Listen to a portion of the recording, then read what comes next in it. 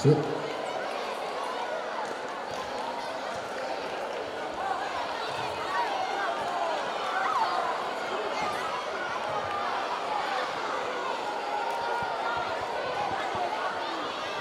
Los miembros del jurado están tomando buena nota.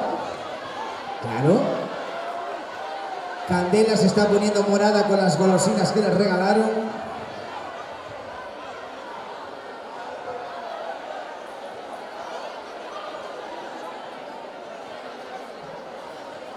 Jurado, ¿están ustedes listos? ¿Están listos? Y los alumnos también. Segundo de ESO, con su propuesta Revolución en segundo de la ESO, dedicada para Fariña. Es un día cualquiera en el año 2023, en una clase normal de segundo de ESO. Como siempre, los profesores tienen el control total de la clase.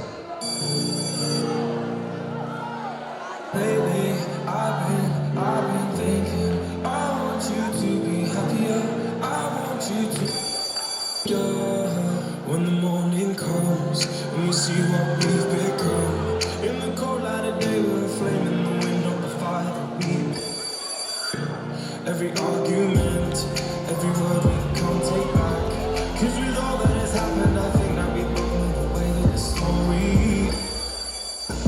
There's only for a minute I want to change my mind, 'cause this just don't feel right. I wanna raise your spirits, I want to see you smile. No, that means I have to leave.